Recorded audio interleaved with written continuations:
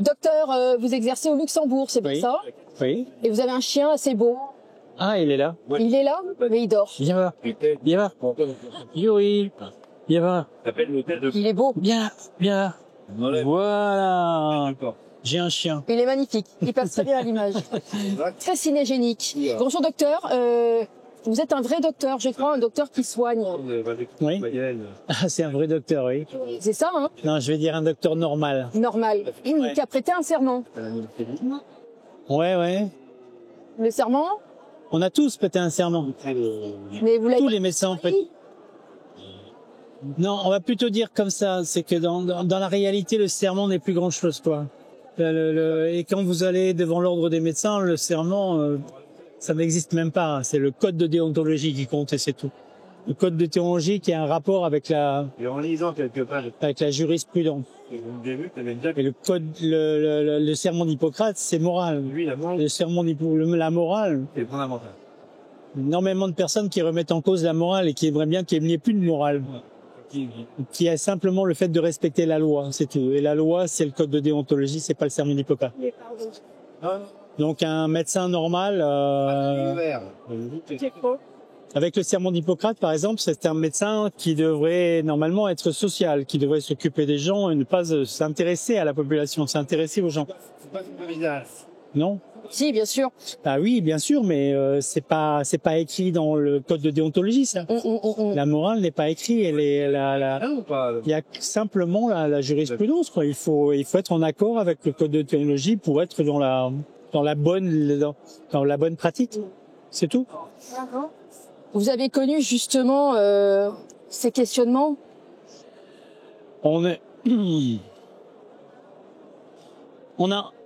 Avec le Covid, on a remarqué que si on était en première ligne, si on travaillait, d'accord, et le Covid déjà, au départ, les médecins, on leur a fait peur. On leur a fait peur avant de faire peur à la population, on a fait peur aux médecins. On leur a expliqué qu'ils risquaient de mourir, que s'ils allaient voir des patients Covid, ils risquaient de mourir, donc il fallait qu'ils se protègent eux-mêmes. Ça a été clairement expliqué par les instances de la médecine. Au moins le Luxembourg, mais je pense que ça a été partout. Ça s'est passé en Belgique et en France aussi. À la suite de ça, on nous a lancé des protocoles comme quoi il fallait pas faire de visite chez les patients, qu'il fallait pas recevoir de patients au cabinet, qu'il fallait donner uniquement du paracétamol et rien d'autre. Et on est arrivé là, Raoult l'a bien dit, et Raoult a entièrement raison, il a dit que des médicaments qui sont connus depuis 40-50 ans, tels que l'azithromycine, l'hydroxychloroquine, même l'ivermectine, tout d'un coup devenaient des médicaments dangereux. C'est ridicule, c'était n'importe quoi. Et que les médecins aient marché avec ça, il fallait qu'ils aient peur ou qu'ils acceptent des bêtises pareilles. Alors, je reviens à ce que j'ai dit tout à l'heure, je suis resté un médecin normal, c'est-à-dire que la normalité, on n'a rien à voir avec la politique, on a à voir avec la médecine. La médecine, c'est on se doit de soigner les gens. Comme un pompier se doit d'aller éteindre le feu, nous on se doit de soigner les gens, on se doit d'aller voir des patients infectés, on se doit de les traiter en fonction des pathologies qu'ils ont, et c'est complètement le contraire qui s'est passé. Les médecins n'allaient plus voir les patients, ne recevaient plus les patients, ne leur donnaient pas de traitement. Alors, moi, il y a une chose sur laquelle j'insiste, mais pas grand monde est revenu là-dessus, mais j'ai toujours insisté là-dessus. Les pays asiatiques tels que le Japon, la Corée, le Taïwan, mais aussi la Chine. Mais la Chine, on va vous dire, c'est un pays communiste, donc on n'a pas confiance en ce qui s'est passé. Mais tous ces pays-là ont fait des centres hospitaliers ou fait des centres médicaux pour soigner les gens, pour les recevoir. Ils ont fait des traitements préventifs parce que le traitement préventif est la base de la médecine asiatique. Traitement préventif, hospitalisation, prise en charge et traitement. Et vous allez voir la mortalité au Japon, que je vais vous donner. Par exemple, la première année de Covid, il y a 4000 morts au Japon. 4000 morts de Covid. Il y en a 100 000 en France. Il y a 2 fois plus de population au Japon. La population la plus vieille du monde, dans des grandes agglomérations, et 80% de la population se transporte dans les transports en commun. Il n'y a jamais eu de masque obligatoire, il n'y a jamais eu de confinement obligatoire sur le territoire japonais. Et il y a 30 fois moins de morts au Japon qu'en France. C'est factuel. C'est factuel. Donc on vienne pas me dire que la politique de santé qui était correctement faite en Europe, c'est pas vrai, c'est faux. Et j'ai les preuves, c'est une preuve qui est factuelle.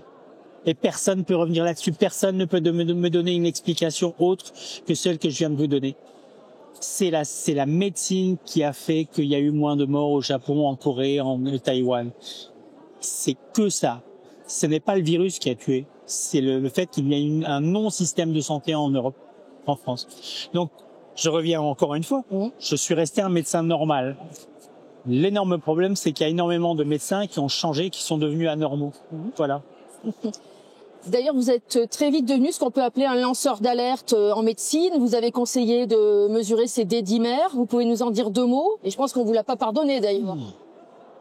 Ben, si, parce que là, dernièrement, je suis sorti du tribunal au mois de juillet avec une juge qui m'a dit que j'avais très très bien parlé et qui m'a dit que j'étais un lanceur d'alerte. D'ailleurs, ça a été dit au tribunal. Hein. Que j'avais eu raison de parler, que j'avais eu raison de contredire de mettre en opposition à la politique de santé et d'avoir parlé scientifiquement. Elle m'a dit que j'avais entièrement le droit. Alors, l'histoire des D-dimères, elle est très très simple. J'ai eu une position assez favorable par rapport à d'autres médecins comme Christian Perron, comme d'autres médecins qui sont surtout des chercheurs. Moi, j'étais sur le terrain en tant que médecin généraliste. Et en tant que médecin généraliste, j'ai fait quelque chose d'assez banal. J'ai regardé, j'ai fait des analyses de sang chez toutes les personnes qui étaient vaccinées. Et comme j'avais une grosse clientèle, je voyais 50 personnes par jour. Toutes les personnes qui étaient vaccinées, qui venaient chez moi, je leur proposais de faire une analyse de sang en leur disant le vaccin est expérimental, je veux voir s'il se passe quelque chose. Et ils étaient totalement d'accord de faire l'analyse de sang. Donc c'est là que j'ai remarqué que les D-dimères, c'était pas moi qui le remarquais, c'était les médecins des laboratoires, les médecins biologistes qui me téléphonaient pour me dire votre analyse de sang est catastrophique. Et tous les jours, c'était un appel que recevait un secrétaire, des appels, des laboratoires qui disaient attention catastrophe, est-ce que le docteur a bien vu ça, est-ce qu'il a bien remarqué que les analyses de sang n'étaient pas normales. Alors les premières analyses de sang, j'avais surtout, alors on a parlé des D-dimères, mais il y a quelque chose d'encore plus important. Qui s'appelle la CRP. La CRP, c'est pour regarder s'il y a un syndrome inflammatoire. Et un syndrome inflammatoire, c'est normalement une infection ou alors un rhumatisme inflammatoire. Et là, on avait des syndromes inflammatoires qui étaient assez élevés chez 30% des personnes vaccinées et chez 10%, ils étaient très élevés. C'est-à-dire qu'ils étaient au-dessus de 75 de CRP, avec la limite de la CRP, c'est 5. Là, ils étaient à 75, au-dessus de 75. Ça pouvait aller jusqu'à 250. Il n'y avait pas de syndrome infectieux, il n'y avait pas de syndrome inflammatoire rhumatismal. Donc, je les envoyais à l'hôpital. Il y avait des D-dimères en plus qui étaient élevés, qui peuvent parfois être très très élevés, et je le dis bien dans la caméra. Le record que j'ai eu, c'est 92 000 de D-dimères. La limite est à 500. Et lorsque ils ont vu ce résultat au laboratoire, ils m'ont téléphoné pour me demander si le patient était mort. Et parce que c'est impossible normalement. Donc c'est quelque chose de totalement anormal qui est arrivé. C'est inédit. Oui, ça s'est jamais passé. C'était strictement impossible. Et à chaque fois que j'envoyais les patients à l'hôpital, on trouvait rien du tout. On ne trouvait pas de thrombose, on trouvait pas d'embolie pulmonaire, pas de phlébite, rien, pas d'infarctus, pas d'autre syndrome infectieux, pas de rhumatisme inflammatoire. C'était quelque chose de totalement inédit. C'était une nouvelle pathologie. Et une nouvelle pathologie probablement due au vaccin. Donc j'ai décidé d'en parler. J'ai fait des statistiques avec un scientifique qui avait travaillé chez Raoult à l'époque, qui s'appelle Hervé Seligman, qui est au Luxembourg. On a sorti les statistiques qui étaient vraiment typiques, qui nous permettaient de dire il se passe quelque chose qui est vraiment pas normal. J'en ai parlé et tout de suite ça a dérangé sur le comment ça s'appelle le service de presse français. Je me rappelle plus. Il y a Reuters et en France c'est quoi? Il y a l'AFP. Voilà. L'AFP a fait un édito sur moi avec ma photo et une croix en me disant que je racontais n'importe quoi, en faisant venir des spécialistes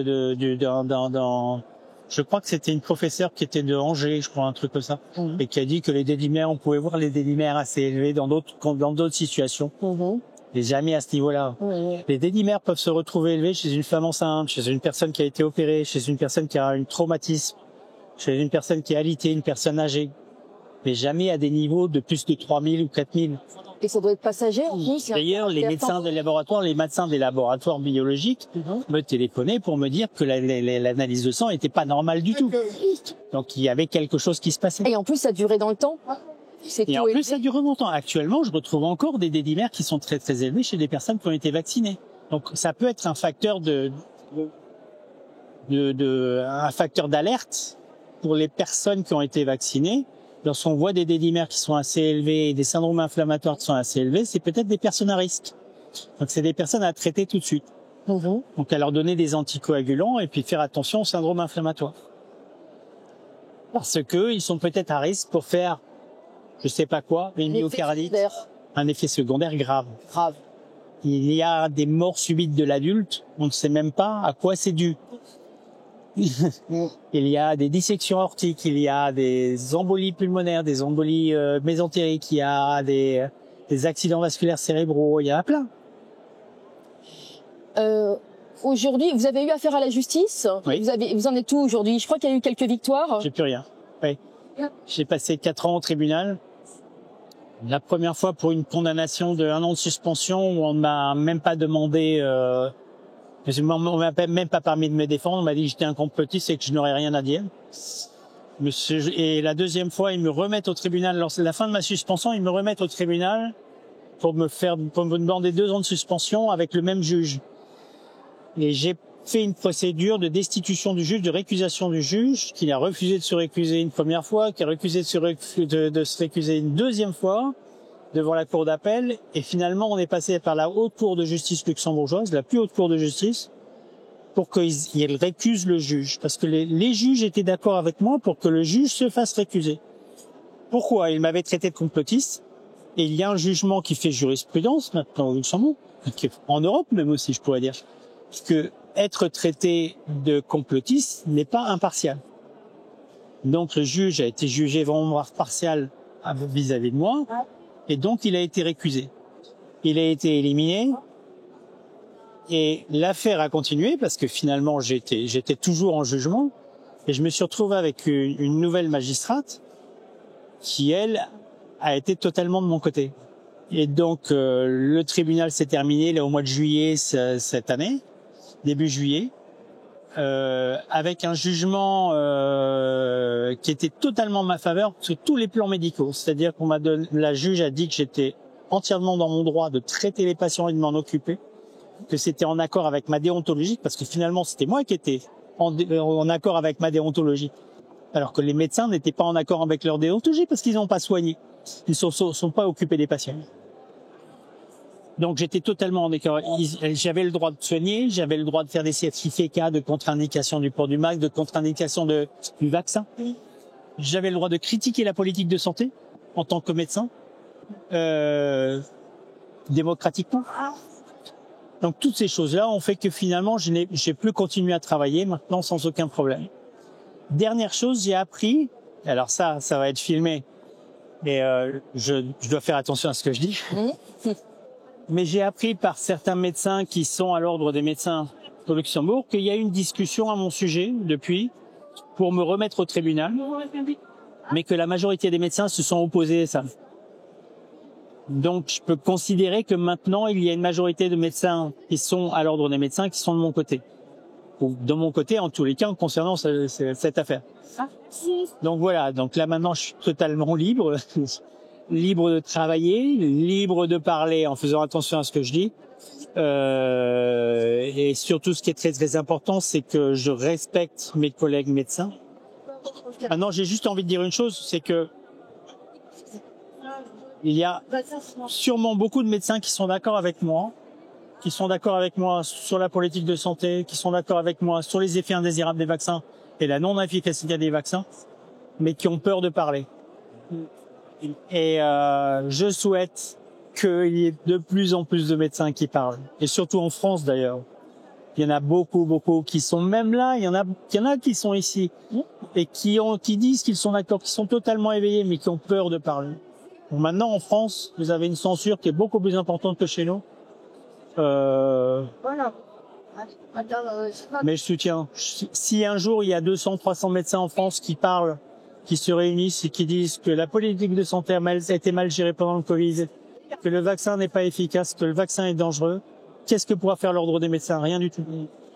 Ils pourront rien faire. Et il suffit de trouver 200, 300 médecins pour le faire. Exactement. Et ils sont là, ces médecins. Il faut les trouver. Maintenant, il faut trouver une organisation pour les réunir et de toute façon, à ce qu'ils arrivent à parler. N'ayez pas peur. Alors, justement, c'est ça, c'est ce que j'ai envie de lancer comme message. C'est la peur, mettez-la dans votre poche. À un moment, il faut prendre un risque. D'accord? Ce risque, un jour, moi, je l'ai pris. J'ai décidé, j'y vais. C'était un journaliste comme toi, qui était en face de moi, il dit, on va faire l'interview. Il m'a dit, mais je te préviens, tu l'as fait, tu vas avoir des problèmes. Oui. Je dis, non, non, non, j'y vais. Pourquoi? Parce que c'était ma déontologie, quelque part. C'était ma déontologie, c'était de parler, c'était de ne pas cacher ce qui se passait. Bien sûr. D'accord? Vous étiez aligné avec vous. Bon, après, j'ai eu des problèmes, j'ai eu vraiment des problèmes et j'ai été isolé, j'étais seul et bon, je suis arrivé à créer quand même un groupe de médecins qui étaient d'accord avec moi et qui se réunissent régulièrement. Et j'ai envie de dire maintenant, on travaille entre médecins éveillés. C'est-à-dire que les médecins qui sont pas éveillés, ben on travaille pas avec eux. Trop dangereux. Donc ce système-là va créer peut-être la perte. Plus on a de médecins qui sont éveillés, plus on va travailler entre nous. Et ceux qui ne seront pas éveillés, on ne travaillera pas avec eux, ils vont s'isoler par eux-mêmes. On va inverser les choses. J'espère qu'on va y arriver. Et avec ceux avec qui je discute, la plupart de ces personnes qui sont ici, je leur dis, moi je suis optimiste. Très bien. Un grand merci, docteur. De rien.